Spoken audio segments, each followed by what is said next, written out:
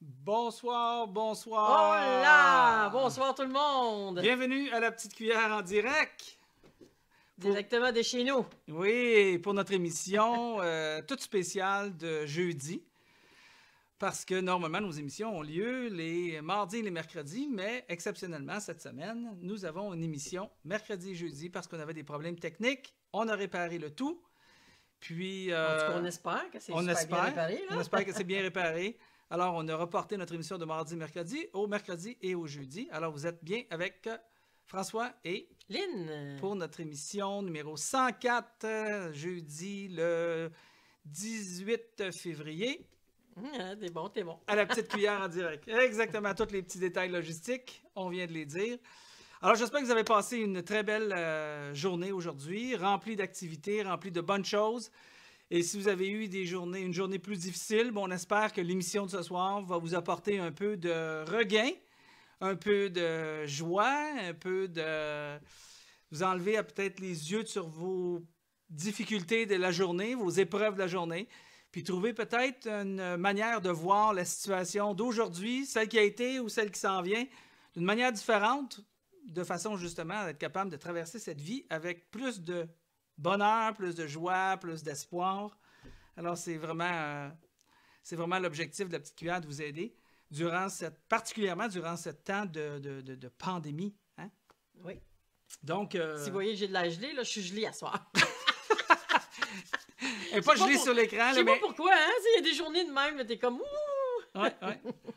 Elle a 8 pleux d'oignons sur elle, mais elle a froid encore. C'est pour ça que moi, je relève mes manches. Qu'est-ce que tu veux faire? Ceci dit, bon, si vous voulez avoir les nouvelles de la COVID, vous avez simplement aller écouter l'émission de mardi. C'est le mardi qu'on donne pas mal une rétrospective, à moins qu'il y ait d'autres choses. Quand je dis mardi, je veux dire mercredi. Je me trompe, parce qu'on a eu l'émission hier, donc le 17 février.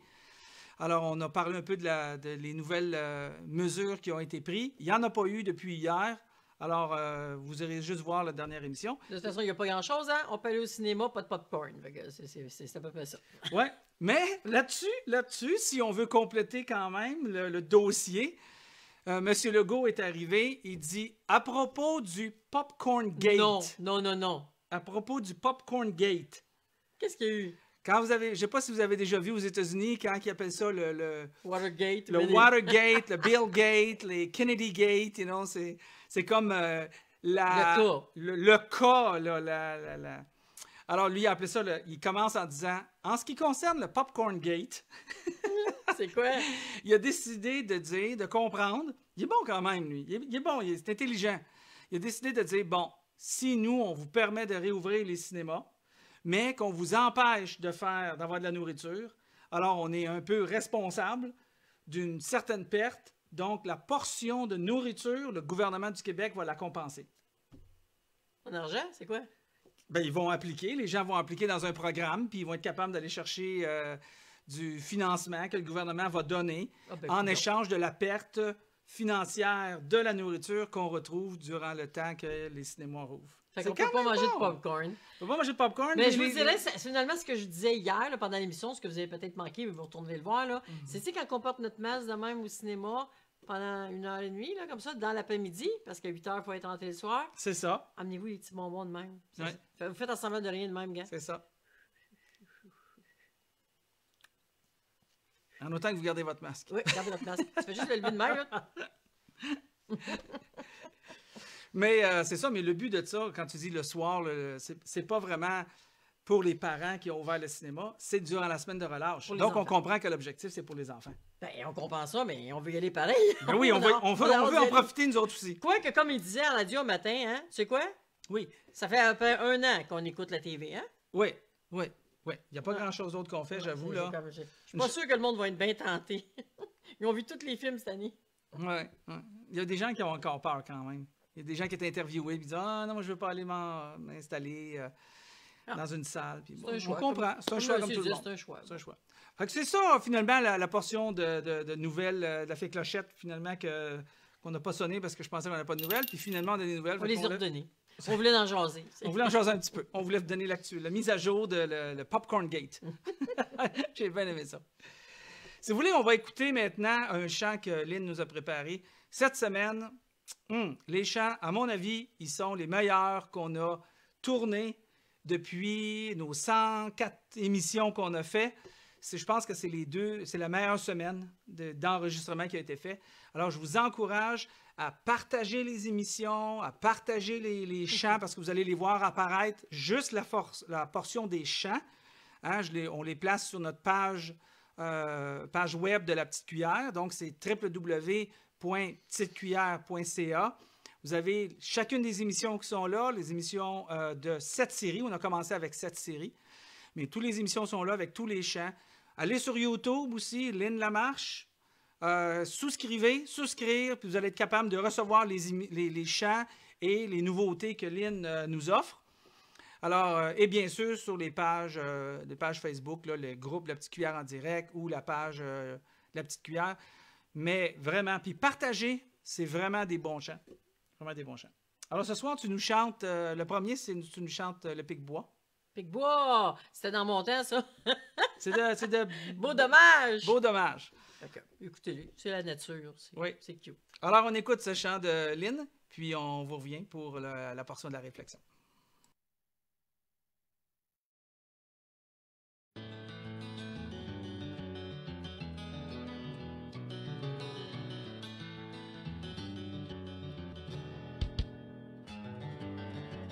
Alors les gens s'éveillent à l'heure des poules, l'heure des foules.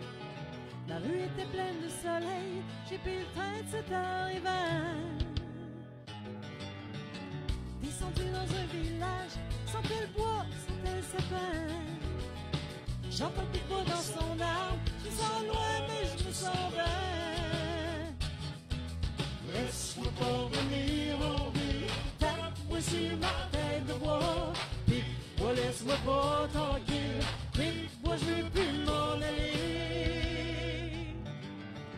Descendu dans un village, sentais le bois, sentais le sapin.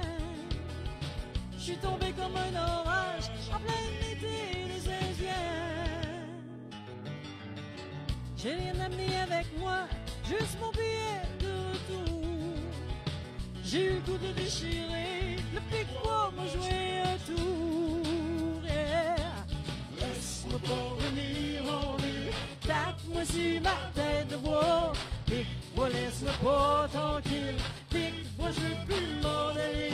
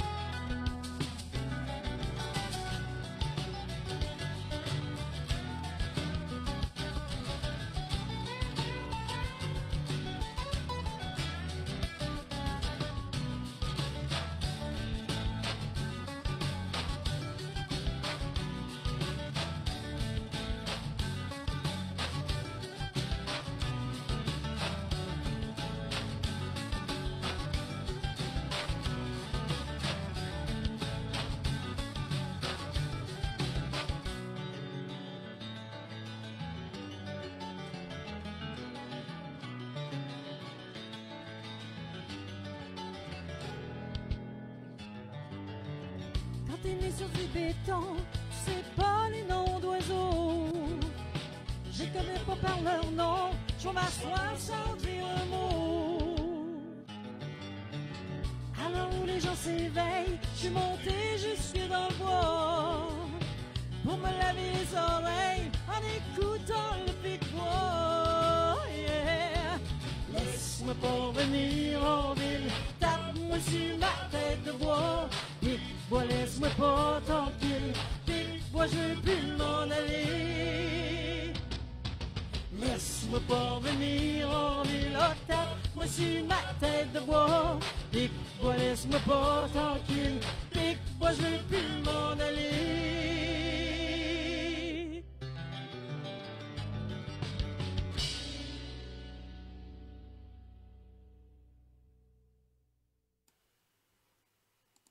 Hey, le Pic-Bois! Le Pic-Bois. C'est beau des Pic-Bois, c'est beau des Pic-Bois. Oui, oui. Salutations à quelques personnes. On est content de vous avoir avec nous ce soir. Ben oui, André Sylvie, c'est cool ça. Oui, j'ai donné ton conseil de la part d'André, là. Réchauffe-la. Qu'il puisse me réchauffer parce que je suis gelée. Hein? C'est ça. C'est une bonne idée. Ensuite, on a vu Isabelle qui est là, puis Dani. Fait que, bienvenue. Puis, comme je vous dis, c'est ceux qui écrivent qu'on voit. S'il y en a qui passent, on les voit pas beaucoup. Et on sait que l'émission est beaucoup rediffusée, réécoutée en rediffusion. Fait que, oui, parce qu'on a. bienvenue à tous. Oui, on atteint à peu près 500 visionnements par semaine, là, au minimum. Là. Juste, des fois, ça va jusqu'à 1500 là, visionnements, là, dépendant de l'investissement qu'on met dessus. Alors, on y va pour le temps de la réflexion. Le temps de la réflexion de cette semaine. On a, comme vous savez, on a commencé une série d'instructions, de réflexions plutôt, qui on a intitulé « Meilleure décision, moins de regrets ». Alors, meilleur on prend les décisions, moins on a de regrets. Puis, hier, on a parlé de cette semaine, finalement, on parle de la nouvelle question parce que l'idée de cette série, c'est de se poser 5 questions. Quand les 5 questions, on se les pose d'une manière un peu aléatoire, différents moments. Si on s'habitue à pratiquer ça, bien, peut-être qu'on va éviter de prendre de mauvaises décisions, donc on va avoir moins de regrets. Alors, cette série a sur 5 questions. On a fait une rétrospective des 3 premières questions jusqu'à présent, hier, donc mercredi à l'émission. Si vous voulez entendre les questions, allez simplement aller en arrière. On fait une petite rétrospective avant d'enchaîner sur la question de cette semaine. Et aujourd'hui, on va poursuivre avec ce qu'on a commencé hier. Et on parle d'une question de maturité. Cette semaine, on parle de question de maturité, deuxième partie. La question de maturité qu'on se pose, c'est, à se poser, finalement, la question, c'est quelle est la chose sage à faire? Alors, quand on vient confronté à une décision pour avoir moins de regrets, on se pose la question, quelle est la chose sage à faire? La nuance qu'on a apportée hier, c'est que l'idée n'est pas de se poser la question, est-ce que c'est bien ou est-ce que c'est mal? Mais plutôt, qu'est-ce qui existe entre ce qui est bien et ce qui est bien ou ce qui est avant que ça soit mal? Hein? Puis là, on se pose la question, mais qu'est-ce qui est le plus sage de faire là-dedans? Parce qu'on a souvent, on va se donner une espèce on va assumer que si c'est pas mal, ben c'est bien. Alors, on peut se permettre de prendre des décisions que parfois, ils n'auront pas été mal, ils n'auront juste pas été sages. Des fois, c'est le timing, ça peut être bien des affaires. Des fois, ça peut être le timing, exactement. Est-ce que c'est mal que d'aller acheter 5 serviettes de bain? Je dis n'importe quoi. Hein? 5 serviettes de bain? Non. Mais est-ce qu'une serait nécessaire ou 2 pour nos besoins, puis les 3 autres vont rester dans une boîte absolument à rien faire? Vous diriez, ben achète-en 2. Donc, la question, la sagesse dirait, ben reste dans ton 2 au lieu de n'acheter 5 si tu en as besoin simplement 2. Ben oui. Hein? Mais c'est pas mal d'acheter 5. Non. Hein? C'est pas mal si t'en as une. Si t'en as 20 que t'en as acheté la veille, c'est un problème. C'est un problème. Donc, on applique ça à différentes places. Puis quand vous regardez vos décisions dans vos vies que vous avez aujourd'hui le plus de regrets, quand vous regardez à l'arrière les décisions que vous avez le plus de regrets, c'était pas les décisions qui sont nécessairement mal que vous avez fait ou illégales ou immorales, mais plutôt une série de décisions qui n'étaient pas sages.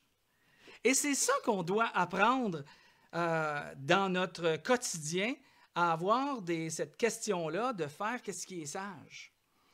Je faisais référence hier, j'ai dit, il y a une parole qui m'est venue à l'esprit après qu'on ait fini l'émission. Il y a une parole qui dit « Tout est utile... comment ça se dit? Tout est permis. Tout est permis, mais tout n'est pas utile. Bon, pas dans le sens que tout est permis, tu t'en vas avec ton fusil, puis tu t'en vas à la banque, puis tu dis, ben, ça n'existe même plus, ça. Non, ça se fait plus. Ça se fait plus de même. Non. Mais pas dans ce sens-là que tout est permis, mais dans le sens que lorsque tu choisis de faire quelque chose qui n'est pas mal, c'est permis, mais est-ce que c'est utile?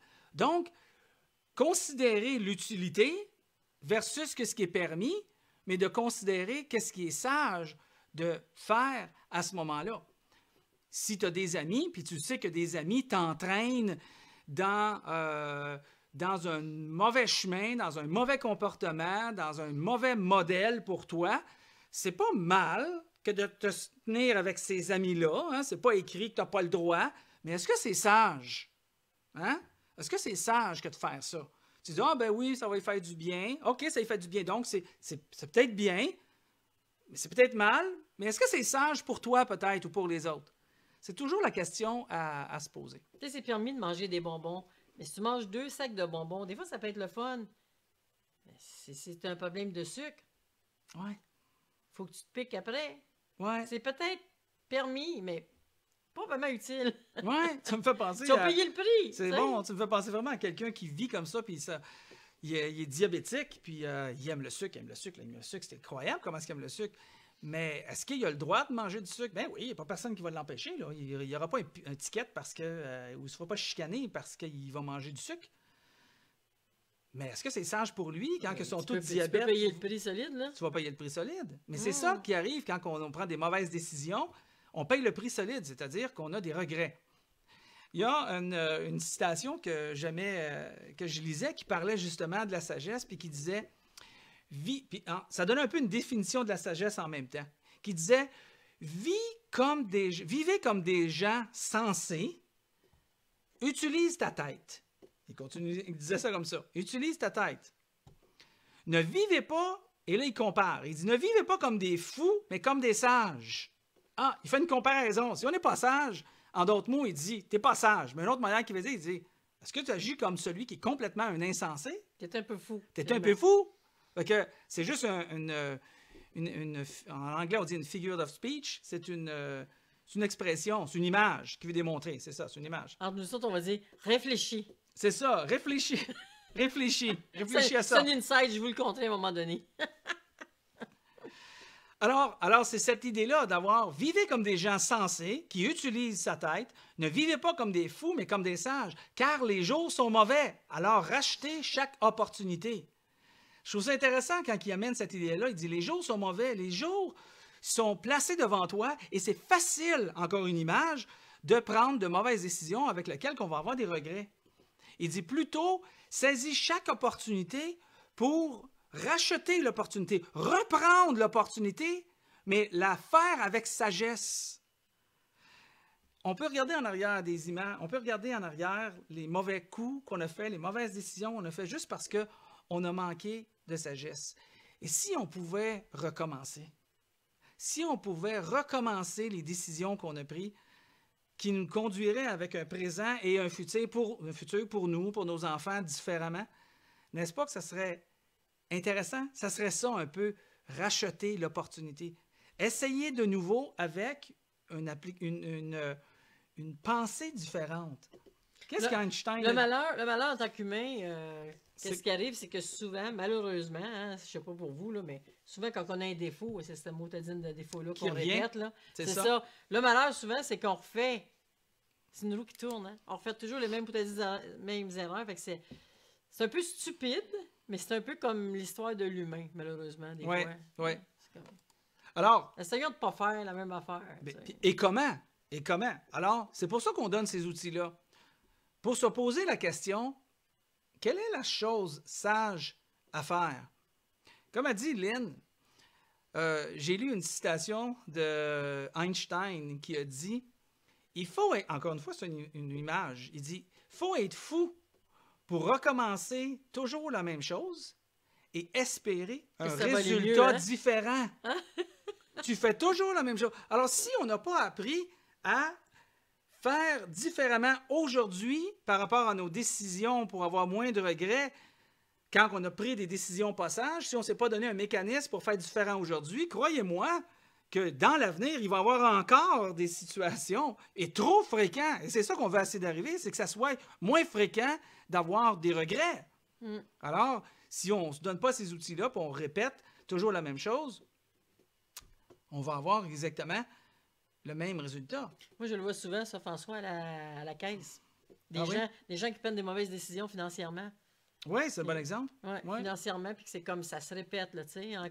Au lieu de s'habituer à, je te donne un exemple, tu sais, mais mettre un 10% de côté en épargne, puis tu vis avec la balance, qu'on est capable de faire, là. Absolument. Les gens dépensent tout jusqu'à jusqu'au bout, là. Puis là, quand il arrive toujours, évidemment, une espèce d'imprévu, puis là, t'es étouffé. Puis c'est une espèce de roue qui recommence tout le temps. Au lieu de corriger ça, on étouffe, on est triste. Ça touche toute la famille, tout le temps, ça. Puis on répète la même chose. Pourquoi? Ben, un des outils qu'on veut vous laisser, parce qu'on se pose peut-être pas la question. C'est pas une question de c'est bien, c'est pas une question de qu'est-ce qui est mal, mais est-ce que c'est sage? On vous revient, on prend une pause musicale de 3 minutes. Lynn nous chante un deuxième chant qui s'appelle l'hymne à l'amour. Ah ben vous le connaissez tous, hein? Un très bon chant. Puis on vous revient après ça. C'est bon? On l'écoute.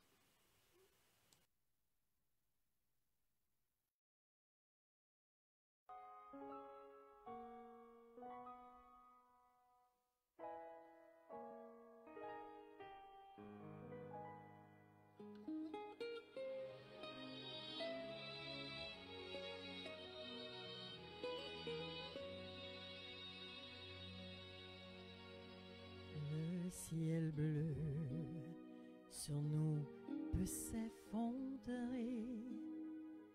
et la terre peut bien s'écrouler. Peu m'importe si tu m'aimes, je me fous du monde entier. Tant que l'amour inondera mes matins, tant que mon corps frémira sous tes mains, peu m'importe les problèmes, mon amour, puisque tu m'aimes.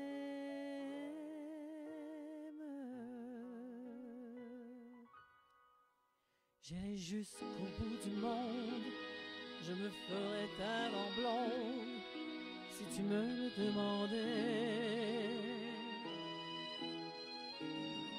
J'irai décocher la lune, j'irai voler la fortune, si tu me le demandais.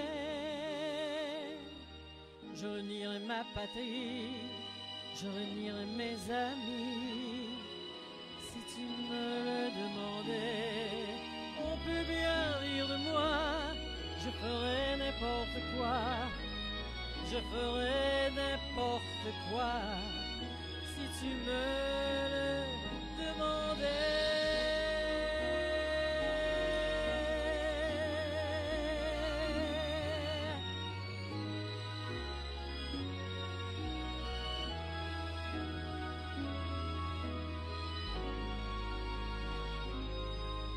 Si un jour la vie t'arrache à moi,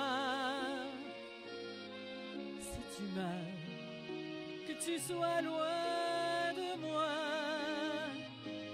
peu m'importe si tu m'aimes, car moi je mourrai aussi. Nous aurons pour nous l'éternité dans le bleu de toute l'immensité, dans le ciel, plus de problèmes.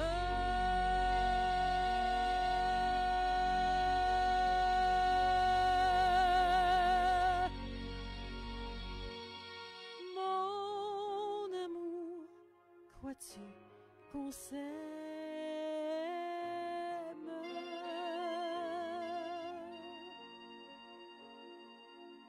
Car Dieu réunit ceux qui s'aiment.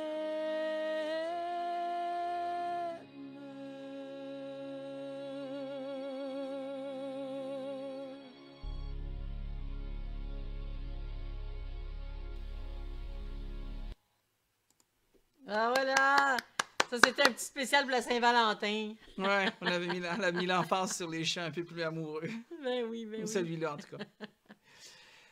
On vous revient, on conclut avec cette idée-là. Vous savez, une des raisons, ou une des raisons pour lesquelles on a de la difficulté à fonctionner en fonction de ce qui est sage, c'est parce que on se donne raison sur le fait de qu'est-ce qui est bien ou qu'est-ce qui est mal, puis on agit en fonction de ça. Alors, qu'est-ce qui arrive, c'est qu'on se donne des excuses. On va se donner des excuses. On va se dire, exemple, « Ouais, mais je fais pas de mal à personne. » Ah, on fait quelque chose. Ça n'est ni bien, ni mal. C'est peut-être pas sage, mais même si c'est pas sage, on va se dire, c'est pas mal, alors c'est bien, puis on va se dire, je fais pas de mal à personne. Ou on pourrait dire, ouais, mais je peux gérer ça tout seul. On va se donner des excuses. Ou il n'y a pas de loi contre ça. Au lieu d'être sage, on va dire, il n'y a pas de loi contre ça. Ah, pour les croyants, Dieu va me pardonner même si je me trompe. Alors, on va se donner des excuses. Puis la difficulté quand on se donne des excuses comme ça, c'est parce qu'ils sont tout à fait vrais, ces excuses-là. C'est vrai que c'est pas contre la loi. Puis c'est vrai que tu vas être pardonné.